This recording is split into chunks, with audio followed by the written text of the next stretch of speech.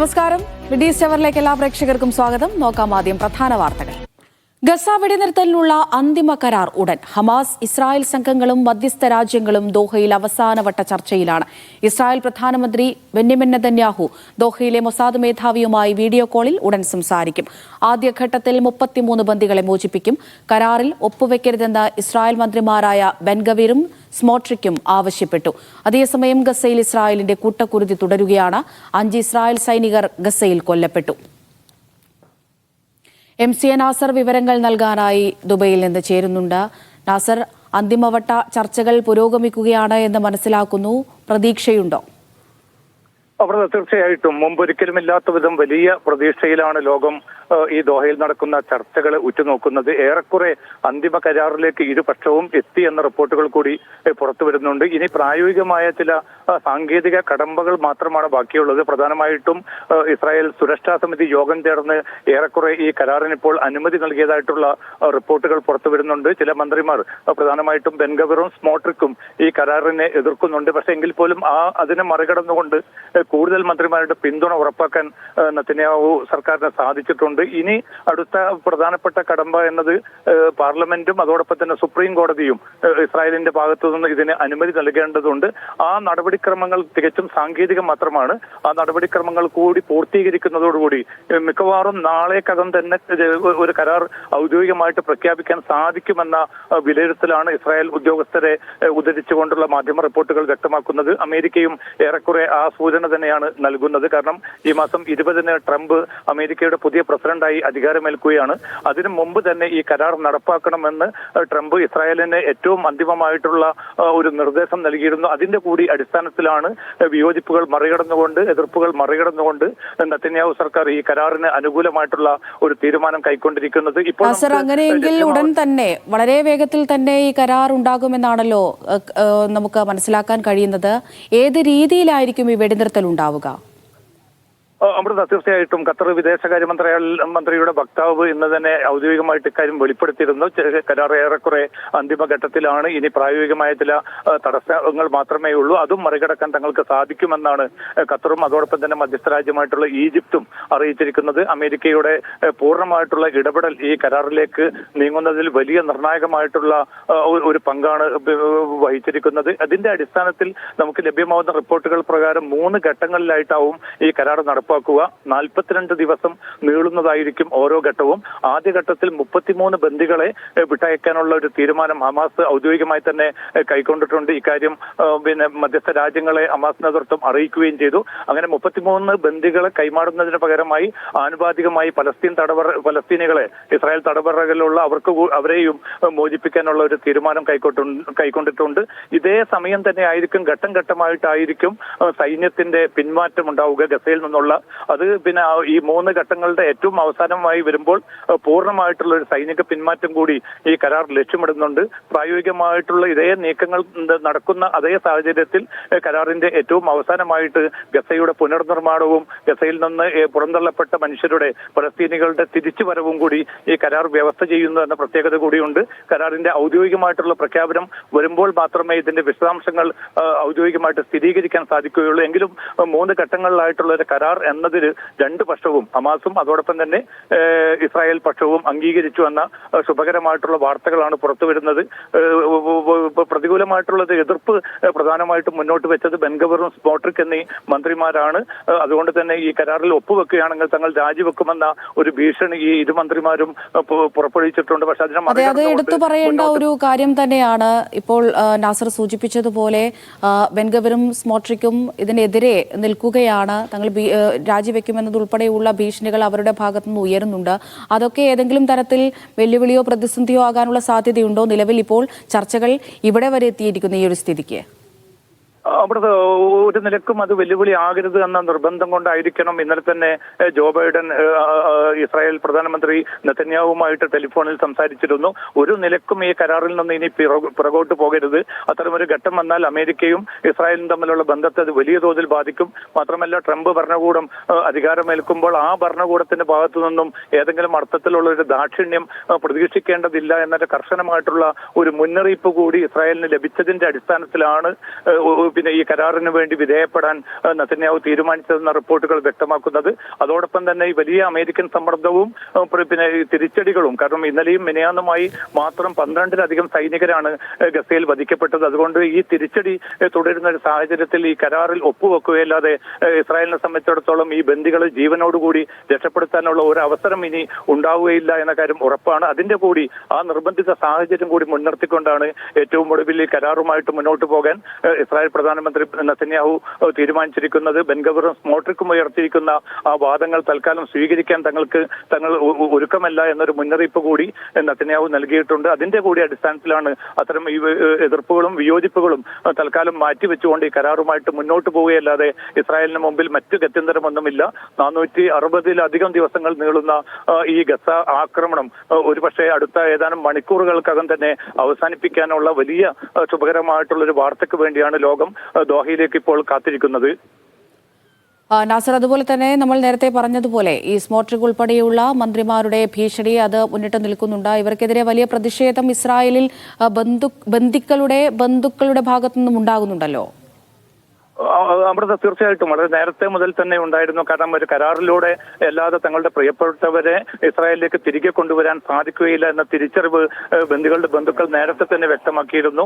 ഏതാനും ചില ബന്ദികളെ മാത്രം മോചിപ്പിക്കാൻ ചില ഘട്ടങ്ങളിൽ നീക്കങ്ങൾ നടന്നിരുന്നു. പ്രധാനമായിട്ടും അമേരിക്കൻ ബന്ദികളെയും മറ്റും മോചിപ്പിക്കാൻ ജോ ബൈഡനും മറ്റും മുൻകൈയെടുത്ത് ചില നീക്കങ്ങൾ നടത്തിയിരുന്നു. അതിനെതിരെ ബന്ദികളുടെ ബന്ധുക്കൾ വളരെ ശക്തമായിട്ടുള്ള പ്രതിഷേധം പ്രകടിപ്പിച്ചു. മോചിപ്പിക്കുകയാണെങ്കിൽ എല്ലാ ബന്ദികളെയും ഒരുമിച്ച് മോചിപ്പിക്കണം എന്ന ഒരു കർശനമായിട്ടുള്ള നിലപാടാണ് ബന്ദികളുടെ ബന്ധുക്കൾ സ്വീകരിച്ചത്. ഏതാണ്ട് 100-ലധികം ബന്ദികളാണ് ഇപ്പോൾ ഹമാസിന്റെ അവരുടെ പിടിയിലുള്ളത്.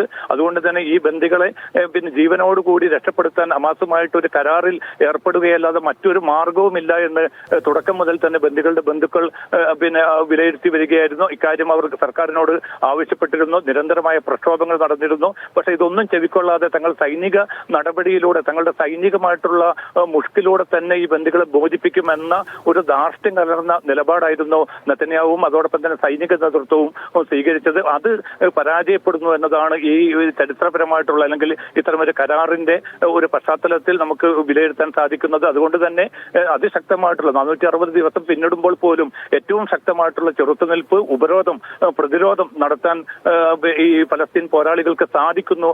അതിന്റെ കൂടി ഏറ്റവും നിർണായകമായിട്ടുള്ള ഒരു വിജയം കൂടിയായിട്ട് വേണം ഈ ദോഹയിൽ നടക്കുന്ന ചർച്ചയുടെ നാസർ, പക്ഷേ ഒരു ഭാഗത്ത് ചർച്ചകൾ അവസാന ഘട്ടത്തിലേക്ക് കടക്കുമ്പോഴും മറുഭാഗത്ത് ഇസ്രായേലിന്റെ കൂട്ടക്കുരുതി തുടരുകയാണല്ലോ ഗസയിൽ. അമൃത, തീർച്ചയായിട്ടും. കാരണം 46,500-ലധികം പേരെയാണ് ഈ 460 ദിവസങ്ങൾ കൊണ്ട് ഇസ്രായേൽ സേന വകവരുത്തിയിരിക്കുന്നത്. അതും പിന്നെ അതിൽ ഭൂരിഭാഗവും സ്ത്രീകളും കുട്ടികളും വൃദ്ധരുമാണ് എന്ന് കൂടി നമ്മൾ ഓർമ്മിക്കേണ്ടതുണ്ട്. ഒരു പരിഷ്കൃത സമൂഹത്തിന് മുമ്പിലാണ് ഈ അരുംകൊലകൾ ഇത്രയും വ്യാപകമായിട്ടുള്ള രൂപത്തിൽ തുടർന്നത്. UN ഉൾപ്പെടെയുള്ള സംവിധാനങ്ങൾ, അന്താരാഷ്ട്ര നീതിന്യായ കോടതി ഉൾപ്പെടെയുള്ള സംവിധാനങ്ങളൊക്കെയും നിശബ്ദത അല്ലെങ്കിൽ നിശ്ചലമായി നിൽക്കുന്ന ഒരു സാഹചര്യത്തിലാണ് ഈ വ്യാപകമായിട്ടുള്ള ആക്രമണം അമേരിക്കൻ ആയുധങ്ങൾ ഉപയോഗിച്ചുകൊണ്ട് ഇസ്രായേൽ നടത്തി. അതുകൊണ്ട് ഇസ്രായേൽ മാത്രമല്ല, ലോക സമൂഹം ഒന്നാകെ ഈ കൂട്ടക്കുരുതിയിൽ കുറ്റവാളികളാണ് എന്ന ഒരു വിലയിരുത്തൽ ലോകത്തുടനീളം രൂപപ്പെട്ട ഒരു സാഹചര്യത്തിലാണ് ഗത്യന്തരമില്ലാതെയാണെങ്കിലും ഇസ്രായേൽ ഇപ്പോൾ ഇത്തരമൊരു കരാറിലേക്ക് നീങ്ങാൻ നിർബന്ധിക്കപ്പെടുന്നത് എന്ന ഒരു യാഥാർത്ഥ്യമുണ്ട്. പക്ഷേ പിന്നെ ഗസയിലെ ജനങ്ങളെ സംബന്ധിച്ചിടത്തോളം അതിശക്തമായിട്ടുള്ള ഒരു പക്ഷേ ലോക സമൂഹത്തിൽ ഇതുവരെ ഇല്ലാത്ത വിധത്തിലുള്ള ഏറ്റവും ശക്തമായിട്ടുള്ള ഒരു പ്രതിരോധം തീർത്തുകൊണ്ടാണ് ഒടുവിൽ പിന്നെ തങ്ങൾ മുന്നോട്ട് വെച്ചിരിക്കുന്ന ഉപാധികൾക്ക് വിധേയമായിട്ടാണെങ്കിലും ഒരു കരാറിൽ എത്തിച്ചേരാൻ ഇസ്രായേൽ നിർബന്ധിക്കപ്പെടുന്നത് എന്ന വസ്തുത കൂടി നാം വിസ്മരിക്കാൻ പാടില്ല. അമൃത. ശരി, MC നാസറാണ് വിശദമായ വിവരങ്ങൾ പങ്കുവച്ചത്. ഗസ മധ്യസ്ഥ ശ്രമങ്ങൾക്ക് ഖത്തറിന് നന്ദി പറഞ്ഞ America. Qatar emir Sheikh Tamim bin Hamad Al താനിയുമായുള്ള ഫോൺ സംഭാഷണത്തിലാണ് അമേരിക്കൻ പ്രസിഡന്റ് ജോ ബൈഡൻ ഖത്തറിനെ നന്ദി അറിയിച്ചത്. മധ്യസ്ഥ ശ്രമങ്ങളിൽ പ്രധാനമന്ത്രി Sheikh Mohammed bin Abdulrahman Al Thani നടത്തുന്ന ഇടപെടലുകളെയും ബൈഡൻ പ്രശംസിച്ചു. സിറിയയ്ക്ക് ദുരിതാശ്വാസ സഹായവുമായി കുവൈത്തിൽ നിന്നും 3ാമത്തെ വിമാനം ദമസ്കസ് അന്താരാഷ്ട്ര വിമാനത്താവളത്തിലേക്ക് പുറപ്പെട്ടു. കുവൈത്ത് ബൈ യുവർ സൈഡ് ക്യാമ്പയിനിന്റെ ഭാഗമായാണ് സഹായം എത്തിക്കുന്നത്. 35 ടൺ ദുരിതാശ്വാസ സാമഗ്രികളും വൈദ്യസഹായങ്ങളും 2 ആംബുലൻസുകളും അടങ്ങിയ പുനരധിവാസ സഹായമാണ് സിറിയയിലേക്ക് അയച്ചത്. സിറിയയിൽ സ്ഥിരത കൈവരിക്കുന്നതുവരെ ജനങ്ങൾക്ക് ആവശ്യമായ സഹായങ്ങൾ തുടരുമെന്ന് Kuwait relief society director board chairman doctor Ibrahim Al Sala വ്യക്തമാക്കി. എയർബ്രിഡ്ജിന്റെ പ്രവർത്തനം സുഗമമാക്കിയ കുവൈത്ത് അമീറിനും കിരീടാവകാശിക്കും അദ്ദേഹം നന്ദി അറിയിച്ചു. ഇസ്രായേൽ ആക്രമണത്തിന് പിന്നാലെ ലബനാനു വേണ്ടി പ്രഖ്യാപിച്ച സഹായ ശേഖരണ ക്യാമ്പയിൻ അവസാനിപ്പിച്ച UAE. ആയിരക്കണക്കിന് ടൺ അവശ്യവസ്തുക്കളാണ് ക്യാമ്പയിന്റെ ഭാഗമായി ശേഖരിച്ചത്. പ്രസിഡന്റ് ഷെയ്ഖ് മുഹമ്മദിന്റെ പ്രത്യേക നിർദ്ദേശപ്രകാരമായിരുന്നു ക്യാമ്പയിൻ. ലബനാനിലെ ദുരിതബാധിതരുടെ കണ്ണീരൊപ്പുന്നതിന്റെ ഭാഗമായാണ് അൽ ഇമാറാത്തു മാക്കയ ലബനാൻ അഥവാ ലബനാൻ എമിറേറ്റ് നിങ്ങൾക്കൊപ്പമുണ്ട് എന്ന ക്യാമ്പയിന് UAE തുടക്കം കുറിച്ചത്. കഴിഞ്ഞ ഒക്ടോബറിലായിരുന്നു ക്യാമ്പയിന്റെ ആരംഭം. ജനുവരി 6 വരെ നടന്ന സമാഹരണ യജ്ഞത്തിൽ 6000 ടൺ അവശ്യ വസ്തുക്കളാണ് ശേഖരിച്ചത്. 19 കോടി ദിർഹവും സമാഹരിച്ചു. രാജ്യത്തെ എല്ലാ വിഭാഗം ജനങ്ങളോടും സ്വകാര്യ മേഖലയിലേത് അടക്കമുള്ള സ്ഥാപനങ്ങളോടും ക്യാമ്പയിന്റെ ഭാഗമാകാൻ പ്രസിഡന്റ് ഷെയ്ഖ് മുഹമ്മദ് അഭ്യർത്ഥിച്ചിരുന്നു. ഇതിന്റെ ഭാഗമായി എല്ലാ എമിറേറ്റുകളിലും സഹായ ശേഖരണ ക്യാമ്പയിനുകൾ നടന്നു. ആയിരക്കണക്കിന് പേരാണ് ഇവിടങ്ങളിൽ സഹായ വസ്തുക്കളുമായി എത്തിയത്. Emirates red crescent, Zayed charitable foundation തുടങ്ങി 20ലേറെ സന്നദ്ധ സംഘടനകൾ പരിപാടിയുടെ ഭാഗമായി. അവശ്യ സാധനങ്ങൾ പാക്ക് ചെയ്യാനായി 100 കണക്കിന് വളണ്ടിയർമാരാണ് സ്വയം സന്നദ്ധരായി ശേഖരണ കേന്ദ്രങ്ങളിലെത്തിയിരുന്നത്. ദുരിതം നേരിടാൻ $100 ദശലക്ഷം അടിയന്തര സഹായമാണ് പ്രസിഡന്റ് ഷെയ്ഖ് മുഹമ്മദ് ലബനാനു വേണ്ടി പ്രഖ്യാപിച്ചിരുന്നത്. ഭവനരഹിതരായി സിറിയയിലേക്ക് കുടിയേറിയ ലബനാനികൾക്ക് വേണ്ടി $30 ദശലക്ഷം സഹായവും പ്രഖ്യാപിച്ചു. 3 മാസ ക്യാമ്പയിനിനിടെ UAEയിൽ നിന്നുള്ള സഹായം വഹിച്ച് 22 വിമാനങ്ങളും 2 കപ്പലുകളുമാണ് ബൈറൂത്തിലെത്തിയത്.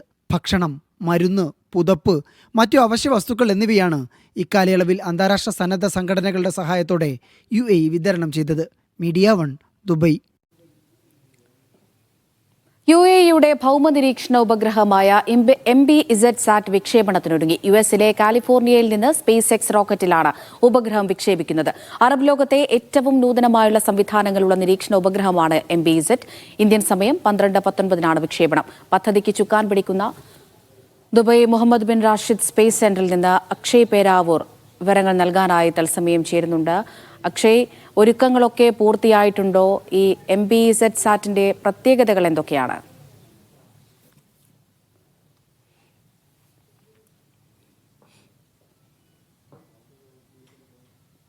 നിന്ന് ബഹിരാകാശത്തേക്ക് കുതിക്കും എന്ന വാർത്തകളാണ് ഏറ്റവും ഒടുവിൽ നമുക്ക് ലഭിക്കുന്നത്. മുൻപ് നിശ്ചയിച്ചിരുന്ന സമയത്തിൽ നിന്ന് അല്പം വ്യത്യാസമുണ്ട് എന്നും നിലവിൽ Mohammed bin Rashid space centre അറിയിക്കുന്നുണ്ട്. ഇതിന്റെ ചുക്കാൻ പിടിക്കുന്നത് UAEയിലെ Mohammed bin Rashid space centre ആണ്. ഇതിന്റെ ഏറ്റവും വലിയ പ്രത്യേകത എന്ന് പറയുന്നത് തന്നെ പൂർണ്ണമായി UAEയിൽ നിർമ്മിച്ചിട്ടുള്ള, UAEയിലെ എഞ്ചിനീയർമാർ പൂർണ്ണമായി UAEയിൽ നിർമ്മിച്ചിട്ടുള്ള ഒരു സാറ്റലൈറ്റ് ആണ് ഇതെന്നാണ്.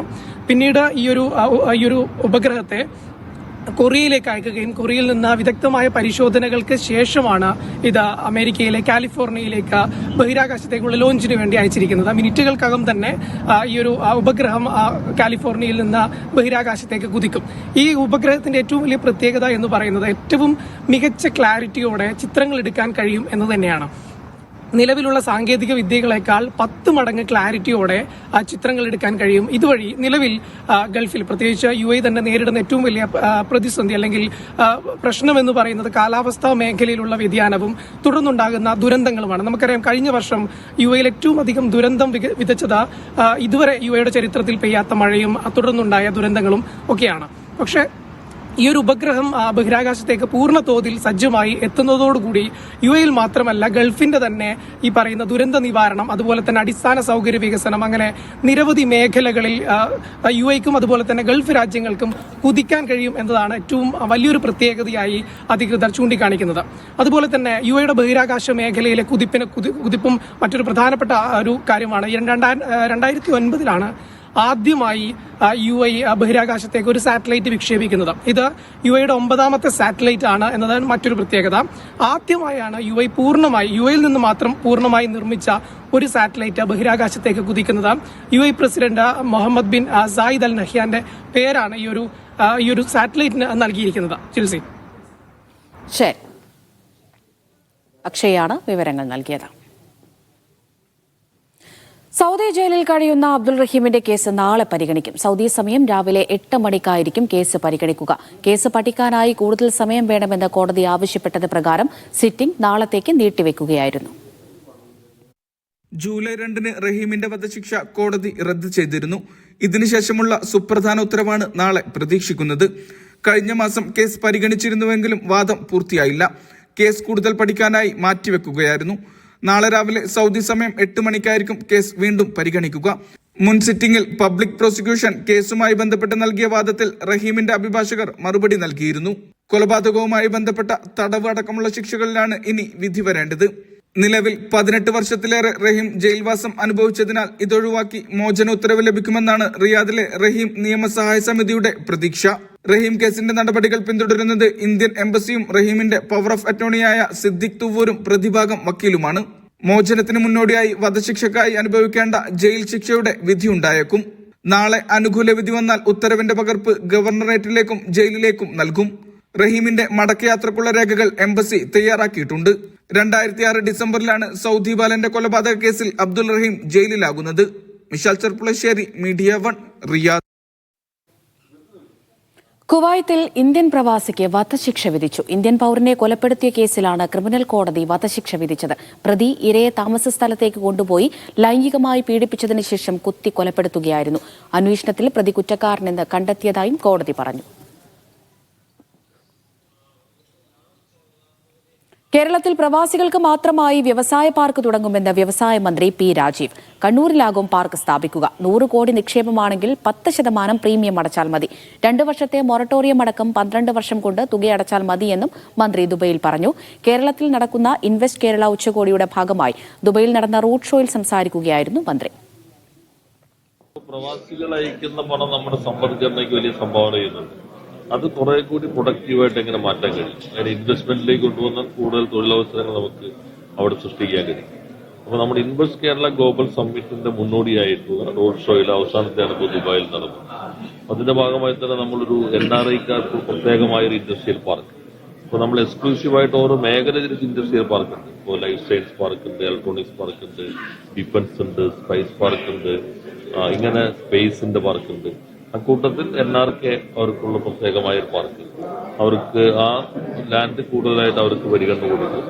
ഇപ്പോൾ നമ്മൾ കാണുന്നത് ഇപ്പോൾ 100 കോടി ഇൻവെസ്റ്റ്മെന്റ് ഒക്കെ ആണെങ്കിൽ 10% പ്രീമിയം അടച്ചാൽ മതി. പിന്നെ 2 വർഷം മൊറട്ടോറിയം, അത് കഴിഞ്ഞാൽ 10 ഇൻസ്റ്റാൾമെന്റ് ആയിട്ട് പ്രീമിയം അടയ്ക്കാവുന്ന മട്ടിലാണ് കാണുന്നത്.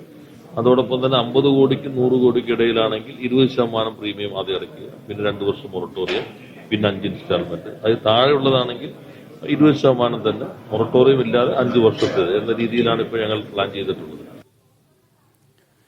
ഷിനോജ് ഷംസുദ്ദീൻ വിവരങ്ങൾ നൽകാനായി ചേരുന്നുണ്ട്. ഷിനോജ്, പ്രവാസികളെ സംബന്ധിച്ച് സന്തോഷകരമായ ഒരു കാര്യം തന്നെയാണ് മന്ത്രി പങ്കുവയ്ക്കുന്നത്. ഈ വ്യവസായ പാർക്ക് സംബന്ധിച്ച് എന്തൊക്കെ വിവരങ്ങൾ മന്ത്രി പറഞ്ഞു? അമൃത, കണ്ണൂരിലാണ് ഈ വ്യവസായ പാർക്ക് ഉദ്ദേശിക്കുന്നത് എന്ന് മന്ത്രി വ്യക്തമാക്കിയിട്ടുണ്ട്. അതായത് പ്രവാസികൾക്ക് അവർക്ക് ചേരുന്ന തരത്തിലുള്ള വ്യവസായങ്ങൾ തുടങ്ങാനായി ഒരു പ്രത്യേക മേഖല നൽകുക എന്നുള്ള അർത്ഥത്തിലാണ് NRI പാർക്ക് അല്ലെങ്കിൽ NRI സിറ്റി എന്ന പേരിൽ ഈ പേര് തീരുമാനമായിട്ടില്ല. എങ്കിലും NRI പാർക്ക് എന്നുള്ള നിലയിലാണ് ഇത് മുന്നോട്ട് പോകുന്നത്. 100 കോടി നിക്ഷേപത്തിന് തയ്യാറാകുന്നവർക്ക് ആദ്യം തന്നെ അതിൻ്റെ ഒരു 10% അടച്ച് ഈ സ്ഥലത്ത് വ്യവസായം ആരംഭിക്കാം.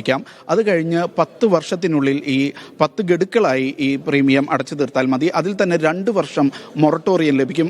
അതായത് 12 വർഷം കൊണ്ട് ഈ 100 കോടി അടച്ചു തീർത്താൽ മതി. അതിനു മുമ്പ് വ്യവസായം ആരംഭിക്കാം എന്നുള്ളതാണ് ഈ പാർക്കിന്റെ പ്രത്യേകതയായി മന്ത്രി ചൂണ്ടിക്കാണിക്കുന്നത്. അതേപോലെ 100 കോടിക്ക് താഴെ, 50 കോടിക്കും 100 കോടിക്കും താഴെയാണ് വ്യവസായം അല്ലെങ്കിൽ നിക്ഷേപം വരുന്നതെങ്കിൽ അവർക്ക് 5 ഇൻസ്റ്റാൾമെന്റായി തുക അടച്ചു തീർത്താൽ മതി. അതോടൊപ്പം 2 വർഷത്തെ മൊറട്ടോറിയവും ഇതിന് നൽകുന്നുണ്ട്. അതായത് 7 വർഷത്തെ കാലത്തിനുള്ളിൽ അവർക്ക് വ്യവസായത്തിന് ആ നിക്ഷേപ തുക കൈമാറിയാൽ മതി. ഇതിന് താഴെയുള്ള തുകയാണെങ്കിൽ തന്നെ ഇത്തരത്തിൽ 20% അടച്ച് വ്യവസായം തുടങ്ങാൻ കഴിയുന്ന തരത്തിലാണ് ഈ പദ്ധതി വിഭാവനം ചെയ്തിരിക്കുന്നത്. എത്രയും പെട്ടെന്ന് തന്നെ ഈ പാർക്ക് യാഥാർത്ഥ്യമാകും എന്നുള്ള ഒരു വിവരമാണ് മന്ത്രി നൽകിയത്. UAE-യിൽ വിവിധ നിക്ഷേപകരുമായി കൂടിക്കാഴ്ച നടത്തിയതിന് ശേഷമാണ് മന്ത്രി മാധ്യമപ്രവർത്തകരെ കണ്ടത്. ഇത് അടുത്ത മാസം കൊച്ചിയിൽ നടക്കുന്ന ഇൻവെസ്റ്റ് കേരള ഗ്ലോബൽ സമ്മിറ്റിന് മുന്നോടിയായി നടന്ന റോഡ് ഷോയായിരുന്നു ഇവിടെ. അതോടൊപ്പം ദുബൈയിൽ ഇൻവെസ്റ്റേഴ്സ് മീറ്റും നടന്നിരുന്നു. അത് വിജയകരമായിരുന്നു എന്ന് മന്ത്രി പറഞ്ഞു. ഈ ഇൻവെസ്റ്റേഴ്സ് മീറ്റിന് മുഖ്യാതിഥിയായി UAE-യുടെ സാമ്പത്തിക കാര്യമന്ത്രി അബ്ദുള്ള തൗക്കൽ മറി പങ്കെടുക്കുമെന്നുള്ള കാര്യവും മന്ത്രി അറിയിച്ചിട്ടുണ്ട്. അമൃത. ശരി, ഷിനോജാണ് വിവരങ്ങൾ പങ്കുവച്ചത്. കെട്ടിട ഉടമകളും വാടകക്കാരും തമ്മിലുള്ള തർക്കങ്ങൾ കുറയ്ക്കുന്നത് ലക്ഷ്യമിട്ട് വാടക സൂചിക ഏർപ്പെടുത്താൻ ഷാർജ. റിയൽ എസ്റ്റേറ്റ് നിക്ഷേപകർക്ക് സൂചിക ആത്മവിശ്വാസം നൽകുമെന്നാണ് അധികൃതരുടെ പ്രതീക്ഷ. ഷാർജ എമിറേറ്റിലെ ഓരോ പ്രദേശത്തിന്റെയും വാടക നിലവാരം ജനങ്ങൾക്ക് കാണാവുന്ന വിധത്തിലാണ് റെന്റൽ ഇൻഡെക്സ് തയ്യാറാക്കുന്നത്. ഇതുവഴി വാടകയുമായി ബന്ധപ്പെട്ട് കെട്ടിടയുടമയും താമസക്കാരും തമ്മിലുള്ള തർക്കങ്ങൾ കുറയ്ക്കാനാകും. അനിയന്ത്രിതമായി വാടക വർദ്ധിപ്പിക്കുന്നതിനും തടയിടാം. ഓരോ പ്രദേശത്തിന്റെ പ്രാധാന്യവും വിപണി നിലവാരവും കണക്കിലെടുത്താകും വാടക പരിധി നിശ്ചയിക്കുക. വാടക സൂചിക റിയൽ എസ്റ്റേറ്റ് വിപണിയിൽ സുതാര്യതയും നിക്ഷേപകരിൽ കൂടുതൽ ആത്മവിശ്വാസവും ഉണ്ടാക്കുമെന്ന് പ്രതീക്ഷിക്കപ്പെടുന്നു. ഷാർജ റിയൽ എസ്റ്റേറ്റ് വകുപ്പിന്റെ സഹകരണത്തോടെ ഷാർജ ഡിജിറ്റലാണ് സൂചിക തയ്യാറാക്കുന്നത്.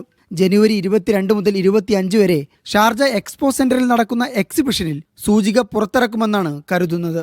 നേരത്തെ ദുബൈയും അബുദാബിയും അതത് എമിറേറ്റുകളിൽ വാടക സൂചിക പുറത്തിറക്കിയിരുന്നു. ഇതിന്റെ ചുവട് പിടിച്ചാണ് ഷാർജയുടെ തീരുമാനം. ദുബൈയിലെ സ്മാർട്ട് റെന്റൽ ഇൻഡെക്സ് പ്രകാരം വിവിധ മാനദണ്ഡങ്ങൾ അടിസ്ഥാനമാക്കി കെട്ടിടങ്ങൾക്ക് 1 മുതൽ 5 വരെ സ്റ്റാർ റേറ്റിംഗ് നൽകിയിട്ടുണ്ട്. നിലവിൽ താമസ കെട്ടിടങ്ങൾക്ക് മാത്രമാണ് സൂചിക ബാധകമാകുന്നത്. ഭാവിയിൽ വാണിജ്യ കെട്ടിടങ്ങൾ കൂടി ഇതിന്റെ പരിധിയിൽ വരും. Media 1 Sharjah. ഹജ്ജ് ക്രമീകരണങ്ങൾ സംബന്ധിച്ച് സൗദി ഹജ്ജ് ഉംറ മന്ത്രാലയവുമായി ഒമാൻ കരാർ ഒപ്പിട്ടു. ഒമാനിൽ നിന്ന് 14,000 തീർത്ഥാടകർക്കാണ് അവസരം. ഒമാനിൽ നിന്നുള്ള തീർത്ഥാടകരെ സേവിക്കുന്നതിൽ ഇരു കക്ഷികളും തമ്മിലുള്ള ഫലപ്രദമായ സഹകരണം വർദ്ധിപ്പിക്കാൻ ലക്ഷ്യമിടുന്നതാണ് കരാർ. ഒമാനെ പ്രതിനിധീകരിച്ച് എൻഡോൺമെന്റ് ആൻഡ് റിലീജിയസ് അഫയേഴ്സ് മന്ത്രി ഡോക്ടർ മുഹമ്മദ് ബിൻ സയ്യിദ് അൽ മഅമരിയും സൗദി അറേബ്യയിലെ ഹജ്ജ് ഉംറ മന്ത്രാലയത്തെ പ്രതിനിധീകരിച്ച് ഡോക്ടർ തൗഫീഖ് ബിൻ ഹൗസാൻ അൽ റബിഹയുമാണ് കരാറിൽ ഒപ്പുവെച്ചത്. ഒമാനിൽ നിന്ന് 14,000 തീർത്ഥാടകർക്കാണ് ഹജ്ജിന് അവസരമെന്നതടക്കമുള്ള കാര്യങ്ങളാണ് കരാറിലുള്ളത്. ഹിജ്റ 1446 ഷാബാൻ 14 മുമ്പ് ഒമാനിൽ നിന്നുള്ള തീർത്ഥാടകരുടെ വിവരം നുസ്ക് പ്ലാറ്റ്ഫോമിൽ നൽകുക, എല്ലാ തീർത്ഥാടകരും വരുന്നത് ഹജ്ജ് കാര്യ ഓഫീസ് വഴി ആകുക തുടങ്ങിയവയും കരാറിലുണ്ട്. ജിദ്ദയിലെ King Abdul Aziz international airport, മദീനയിലെ prince Mohammed bin Abdulrahman international airport എന്നിവ വഴിയായിരിക്കും വിമാനമാർഗമുള്ള വരവും പോക്കും. ഇത് സംബന്ധിച്ച നടപടിക്രമങ്ങൾ പൂർത്തിയാക്കുന്നതുമായി ബന്ധപ്പെട്ട വിശദാംശങ്ങളും കരാറിൽ ഉൾപ്പെടുത്തിയിട്ടുണ്ട്. കരമാർഗമുള്ള യാത്രയും മടക്കവും റബൂൽ ഖാലി, ബത്ത പോർട്ടുകൾ വഴിയായിരിക്കുമെന്നും വ്യക്തമാക്കുന്നുണ്ട്. Media 1 Muscat. ഉംറയ്ക്ക് പോകുന്നവർ ആരോഗ്യ മാർഗനിർദ്ദേശങ്ങൾ കർശനമായി പാലിക്കണമെന്ന് കുവൈത്ത്. യാത്രയ്ക്ക് മുൻപ് ക്വാഡ്രിവാലന്റ് ഡിസേരിയ മെനഞ്ചൈറ്റിസ് വാക്സിൻ നിർബന്ധമായും സ്വീകരിക്കണം. സൗദിയിൽ എത്തുന്നതിന് കുറഞ്ഞത് 10 ദിവസം മുൻപെങ്കിലും വാക്സിൻ സ്വീകരിച്ചതിന്റെ സർട്ടിഫിക്കറ്റ് ഉണ്ടായിരിക്കണം. ക്വാഡ്രിവാലന്റ് വാക്സിൻ സർട്ടിഫിക്കറ്റിന് 5 വർഷവും പോളിസാച്ചുറൈഡ് വാക്സിൻ സർട്ടിഫിക്കറ്റിന് 3 വർഷവുമാണ് സാധുതയുള്ളത്. കുവൈത്തിലെ എല്ലാ പ്രതിരോധ ആരോഗ്യ കേന്ദ്രങ്ങളിലും ട്രാവൽ ക്ലിനിക്കുകളിലും വാക്സിൻ ലഭ്യമാണെന്ന് അധികൃതർ അറിയിച്ചു. കുവൈത്തിൽ ഗതാഗത നിയമങ്ങൾ കർശനമാക്കുന്നു. മുൻസീറ്റ് യാത്രക്കാരൻ സീറ്റ് ബെൽറ്റ് ധരിച്ചില്ലെങ്കിൽ ടാക്സി ഡ്രൈവർക്കെതിരെ നടപടി സ്വീകരിക്കുമെന്ന് ആഭ്യന്തര മന്ത്രാലയം അറിയിച്ചു. യാത്രക്കാരൻ സീറ്റ് ബെൽറ്റ് ധരിക്കാൻ വിസമ്മതിച്ചാൽ യാത്ര നിരസിക്കുകയോ പോലീസിനെ അറിയിക്കുകയോ ചെയ്യണമെന്നും നിർദ്ദേശമുണ്ട്. നിയമലംഘനങ്ങൾ വർദ്ധിച്ച സാഹചര്യത്തിലാണ് മുന്നറിയിപ്പ്. മദീനയിലെ മസ്ജിദ് ഖുബ, മീഖാത്ത് പരിസരങ്ങളിലെ പാർക്കിംഗുകൾക്ക് ഫീസ് ഈടാക്കും. ജനുവരി 20 മുതൽ സംവിധാനം പ്രാബല്യത്തിൽ വരും. ചെറുവാഹനങ്ങൾക്ക് മണിക്കൂറിന് 2 റിയാലും ബസ്സുകൾക്ക് 10 റിയാലുമാണ് നിരക്ക്. മദീനയിലെ പ്രധാന തീർത്ഥാടന കേന്ദ്രങ്ങളായ മസ്ജിദുൽ ഖുബ, ദുൽ ഹുലൈഫ, മീഖാത്ത് മസ്ജിദുകളുടെ നവീകരണ വികസന പ്രവർത്തികൾ പൂർത്തിയായി. ഇതിന്റെ ഭാഗമായി ജനുവരി 20 മുതൽ ഇവിടെ പാർക്കിങ്ങിന് ഫീസ് ഈടാക്കുമെന്ന് ഇസ്ലാമിക മന്ത്രാലയം വ്യക്തമാക്കി. ചെറുവാഹനങ്ങൾക്ക് 2 റിയാലും ബസ്സുകൾക്ക് 10 റിയാലുമാണ് നിരക്ക്. ആദ്യ 15 മിനിറ്റ് സൗജന്യമായിരിക്കും. പദ്ധതിയുടെ ഭാഗമായി സ്മാർട്ട് ഗേറ്റുകൾ സ്ഥാപിച്ചു. ഇരു മസ്ജിദുകളിലും വലിയ വികസന പ്രവർത്തനങ്ങളാണ് പൂർത്തിയാക്കിയത്. എയർ കണ്ടീഷനുകൾ, കുടിവെള്ള സൗകര്യങ്ങൾ, വിശാലമായ പ്രാർത്ഥനാ സൗകര്യങ്ങൾ തുടങ്ങി നിരവധി വികസന പ്രവർത്തികൾ പൂർത്തീകരിച്ചു. മദീന വികസന അതോറിറ്റിയാണ് ഖുബ മസ്ജിദ് അറ്റകുറ്റപ്പണികളുടെയും മറ്റും പ്രവർത്തനങ്ങളുടെയും ചുമതല വഹിച്ചത്. മസ്ജിദ് നബവി കഴിഞ്ഞാൽ മദീനയിലെ ഏറ്റവും വലിയ പള്ളിയാണ് ഖുബ. ഇവിടേക്കും ആയിരങ്ങൾ ദിവസവും സന്ദർശനത്തിനെത്താറുണ്ട്. Media 1 Jeddah. സൗദിയിലെ റിയാദ് മെട്രോയുടെ ബത്ഹ മെയിൻ സ്റ്റേഷൻ തുറന്നു. ഇതോടൊപ്പം വിവിധ ഇടങ്ങളിലെ 4 സ്റ്റേഷനുകളും പ്രവർത്തന സജ്ജമായി. പുതിയ സ്റ്റേഷനുകൾ തുറക്കുന്നതോടെ മെട്രോ സേവനം കൂടുതൽ ജനകീയമാകും. മലയാളികളടക്കമുള്ള നിരവധി വിദേശികൾ തിങ്ങിപ്പാർക്കുന്ന ഇടമാണ് ബത്ഹ. ബ്ലൂ ലൈനിലാണ് ബത്ഹ മെയിൻ സ്റ്റേഷൻ വരുന്നത്. മെട്രോ സേവനം ആരംഭിക്കുമ്പോൾ ഈ സ്റ്റേഷന്റെ നിർമ്മാണ പ്രവൃത്തികൾ പൂർത്തിയായിരുന്നില്ല. ഇന്നു മുതലാണ് ബത്ഹ മെയിൻ സ്റ്റേഷനിൽ നിന്നുള്ള സേവനം ആരംഭിച്ചത്. ഇതോടൊപ്പം ബ്ലൂ ലൈനിലെ മറ്റ് 2 സ്റ്റേഷനുകളും തുറന്നിട്ടുണ്ട്. അൽ വുറൂദ്, മുറബ, നാഷണൽ മ്യൂസിയം എന്നിവയാണവ. ഓറഞ്ച് ലൈനിൽ 2 സ്റ്റേഷനുകൾ കൂടി ഇന്ന് തുറന്നു. ലഹറത്ത് അൽ ബദിയ, അൽ ജറാദിയ എന്നിവയാണവ. പുതിയ സ്റ്റേഷനുകൾ തുറക്കുന്നതോടെ മെട്രോ സേവനം കൂടുതൽ സജീവമാകും. സൗജന്യ പാർക്കിംഗ്, സൗജന്യ ടാക്സി സേവനം തുടങ്ങി നിരവധി സംവിധാനങ്ങളും മെട്രോയുടെ ഭാഗമായി ഒരുക്കിയിട്ടുണ്ട്. ദർബ് കാർഡ് ഉപയോഗിച്ചാണ് മെട്രോയിൽ യാത്ര ചെയ്യുക. റിയാദ് മെട്രോ സ്റ്റേഷനുകളിലെത്തി നേരിട്ടോ മെട്രോ സ്റ്റേഷൻ, ബസ് സ്റ്റോപ്പുകൾ എന്നിവിടങ്ങളിൽ സ്ഥാപിച്ച മെഷീൻ വഴിയോ കാർഡ് ലഭ്യമാണ്. ദർബ് കാർഡിന് പകരം ATM കാർഡ് ഉപയോഗിച്ചും യാത്ര ചെയ്യാം. 2 മണിക്കൂറിന് ട്രെയിനും ബസ്സും ഉപയോഗിക്കാൻ 4 റിയാൽ മാത്രമാണ് ചാർജ് ചെയ്യുക. Mishal Cherpulassery, media 1, Riyadh. സൗദിയിൽ പുതുതായി സ്കൂളുകളിൽ ചേർക്കുന്ന വിദ്യാർത്ഥികൾക്ക് മെഡിക്കൽ പരിശോധന നിർബന്ധമാക്കി. അടുത്ത അധ്യയന വർഷം മുതലായിരിക്കും നിയമം പ്രാബല്യത്തിൽ വരിക. വിദ്യാഭ്യാസ മന്ത്രാലയമാണ് ഇക്കാര്യം അറിയിച്ചത്. കിൻഡർ ഗാർട്ടൻ തലത്തിലും എലിമെന്ററി 1ാം ക്ലാസ്സിലും പുതുതായി ചേർക്കുന്ന വിദ്യാർത്ഥികൾക്കായിരിക്കും മെഡിക്കൽ പരിശോധന നിർബന്ധമാക്കുക. അടുത്ത അധ്യയന വർഷം മുതലായിരിക്കും പരിശോധന നിർബന്ധം. പരിശോധനയ്ക്ക് ശേഷമായിരിക്കും പൊതുവിദ്യാഭ്യാസമാണോ സ്പെഷ്യൽ വിദ്യാഭ്യാസമാണോ നൽകേണ്ടതെന്ന് തീരുമാനിക്കുക. ആരോഗ്യ മന്ത്രാലയവുമായി സഹകരിച്ചാണ് പദ്ധതി. സൗദിയിലെ എല്ലാ പ്രവിശ്യകളിലും നിയമം ബാധകമാകും. വിദ്യാർത്ഥികളുടെ ആരോഗ്യ പ്രശ്നങ്ങൾ നേരത്തെ കണ്ടെത്തുക, വിദ്യാർത്ഥികളുടെ ആരോഗ്യം സംരക്ഷിക്കുക, വിദ്യാഭ്യാസ സുരക്ഷ ഉറപ്പാക്കുക എന്നീ ലക്ഷ്യങ്ങളുടെ ഭാഗമായാണ് പദ്ധതി. Mishal Cherpulassery, media 1, Riyadh. GCC രാജ്യങ്ങളുമായി ഖത്തറിന്റെ വ്യാപാരത്തിൽ വൻ വർധന. കഴിഞ്ഞ ഒരു വർഷത്തിനിടയ്ക്ക് 63% വർധന രേഖപ്പെടുത്തിയത്.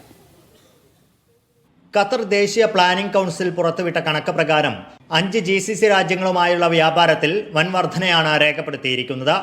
കഴിഞ്ഞ വർഷം 8 മാസത്തിനിടയ്ക്ക് 35.13 ബില്യൺ ഖത്തർ റിയാലിന്റെ വ്യാപാരമാണ് നടന്നത്. മുൻവർഷം ഇത് 21.45 ബില്യൺ റിയാലായിരുന്നു. UAEയുമായാണ് കൂടുതൽ വ്യാപാര ഇടപാടുകൾ നടന്നത്. 18.9 ബില്യൺ ഖത്തർ റിയാൽ. ഇതിൽ 14.86 ബില്യൺ ഖത്തർ റിയാൽ കയറ്റുമതിയാണ്. പെട്രോളിയം ഉൽപ്പന്നങ്ങളാണ് ഖത്തർ പ്രധാനമായും UAEയിലേക്ക് കയറ്റി അയച്ചത്. കുവൈത്തും ഒമാനുമാണ് 2ഉം 3ഉം സ്ഥാനങ്ങളിൽ. ഈ രാജ്യങ്ങളുമായെല്ലാം വ്യാപാര ബന്ധത്തിൽ കയറ്റുമതിയാണ് കൂടുതൽ. അതേസമയം GCCക്ക് പുറത്തെ ചൈന, ദക്ഷിണ കൊറിയ, ഇന്ത്യ തുടങ്ങിയ രാജ്യങ്ങളാണ് വ്യാപാര ബന്ധത്തിൽ മുന്നിലുള്ളത്. Media 1, Doha. ഒമാനി റിയാൽ ലോകത്തിലെ ഏറ്റവും മൂല്യമേറിയ 3ാമത്തെ കറൻസി എന്ന റിപ്പോർട്ട്. ഒരു റിയാലിന് $2.59 നിലവിലെ മൂല്യം. കുവൈത്ത്, ബഹ്റൈൻ ദിനാറുകളാണ് 1ഉം 2ഉം സ്ഥാനങ്ങളിലുള്ളത്.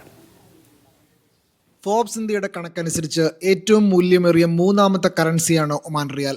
ഒരു റിയാലിന് $2.59 നിലവിലെ മൂല്യം. ഒരു റിയാലിന് 225 ഇന്ത്യൻ രൂപയാണ് നിരക്ക്. പ്രധാനമായും എണ്ണയെ ആശ്രയിക്കുന്നതാണ് ഒമാന്റെ സമ്പദ് വ്യവസ്ഥ. എന്നാൽ അയൽ രാജ്യങ്ങളെപ്പോലെ ടൂറിസം അടക്കമുള്ള മറ്റു മേഖലകളിലേക്ക് രാജ്യം കടക്കുന്നുമുണ്ട്. അതേസമയം കുവൈത്ത്, ബഹ്റൈൻ ദിനാറുകളാണ് മൂല്യമേറിയ കറൻസികളിൽ 1ഉം 2ഉം സ്ഥാനത്തുള്ളത്. $3.23 നിലവിൽ ഒരു കുവൈത്ത് ദിനാറിന്റെ മൂല്യം. ആഭ്യന്തര സാമ്പത്തിക വളർച്ച, രാജ്യത്തിന്റെ മൊത്തത്തിലുള്ള സാമ്പത്തിക സ്ഥിരത, പണപ്പെരുപ്പ് നിരക്ക്, വിദേശ വിനിമയ വിപണിയിലെ വിതരണ ഡിമാൻഡ് അനുപാതം, സെൻട്രൽ ബാങ്ക് നടപ്പിലാക്കിയ നയങ്ങൾ തുടങ്ങി വിവിധ ഘടകങ്ങളെ അടിസ്ഥാനമാക്കിയാണ് കറൻസിയുടെ മൂല്യം അളക്കുന്നത്. കുവൈത്ത്, ബഹ്റൈൻ ദിനാർ, ഒമാൻ റിയാൽ എന്നിവയ്ക്ക് ശേഷം ജോർദാനിയൻ ദിനാർ, ഗിബ്രാൾട്ടൻ പൗണ്ട്, ബ്രിട്ടീഷ് പൗണ്ട് എന്നിവയാണ് ആദ്യ സ്ഥാനങ്ങളിലുള്ള കറൻസികൾ. ദേശീയ കറൻസിയുടെ 1 യൂണിറ്റ് ഉപയോഗിച്ച് വാങ്ങാൻ കഴിയുന്ന ചരക്കുകളുടെയും സേവനങ്ങളുടെയും എണ്ണവും വിനിമയത്തിൽ ലഭിക്കുന്ന വിദേശ കറൻസികളുടെ അളവും വിലയിരുത്തിയാണ് കറൻസിയുടെ ശക്തി നിർണ്ണയിക്കുന്നത്. Media 1, Muscat. അഴിമതി കള്ളപ്പണ കേസിൽ കുവൈത്ത് മുൻ ഉപപ്രധാനമന്ത്രിയും ആഭ്യന്തര പ്രതിരോധ മന്ത്രിയുമായ ഷെയ്ഖ് തലാൽ ഖാലിദ് അസ്സബാഹിന് 14 വർഷം തടവ് ശിക്ഷ വിധിച്ചു. 2 പ്രത്യേക ഉത്തരവുകളിലായാണ് 7 വർഷം വീതം തടവ് മിനിസ്റ്റീരിയൽ കോടതി വിധിച്ചത്. ശിക്ഷ വെവ്വേറെ അനുഭവിക്കണം. 2 കോടി ദിനാർ പിഴയും വിധിച്ചിട്ടുണ്ട്. കേസിൽ മറ്റൊരു പ്രതിയായ വിദേശിക്ക് 4 വർഷം തടവും വിധിച്ചിട്ടുണ്ട്. കുവൈത്തിലെ സർക്കാർ ഏകീകൃത ആപ്ലിക്കേഷനായ സഹൽ ആപ്പിൽ പുതിയ സേവനം ആരംഭിച്ച അധികൃതർ. സർക്കാർ ജീവനക്കാരുടെ സെറ്റിൽമെന്റ്, തസ്തിക മാറൽ, സോഷ്യൽ അലവൻസ് തുടങ്ങിയവ സംബന്ധിച്ച അപേക്ഷകളിൽ തൽസ്ഥിതി അറിയാൻ കഴിയും. നിലവിൽ 100 കണക്കിന് ഡിജിറ്റൽ സേവനങ്ങളാണ് സഹൽ ആപ്പ് വഴി ലഭ്യമാക്കുന്നത്. കഴിഞ്ഞ 3 വർഷത്തിനിടെ 60 ദശലക്ഷം ഇടപാടുകളാണ് ആപ്ലിക്കേഷൻ വഴി നടന്നത്. സമയനിഷ്ഠത പാലിക്കുന്ന എയർലൈനുകളുടെ റാങ്കിങ്ങിൽ ഒമാൻ എയർ 2ാം സ്ഥാനത്ത്. 91.6% വിമാനങ്ങളും ഡിസംബറിൽ സമയക്രമം പാലിച്ചതായാണ് റിപ്പോർട്ട്. ഡിജിറ്റൽ ഫ്ലൈറ്റ് വിവരങ്ങൾ, അനലിറ്റിക്സ് എന്നിവയുടെ പ്രമുഖ ആഗോളദാതാക്കളായ OAG ആണ് ഏറ്റവും പുതിയ air on time performance report പുറത്തുവിട്ടത്.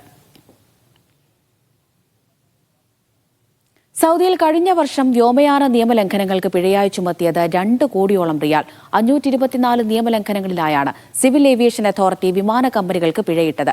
യാത്രക്കാരുടെ അവകാശ സംരക്ഷണം, സർവീസുകളുടെ സമയക്രമം പാലിക്കാതിരിക്കുക തുടങ്ങിയ നിയമലംഘനങ്ങളിലാണ് നടപടി.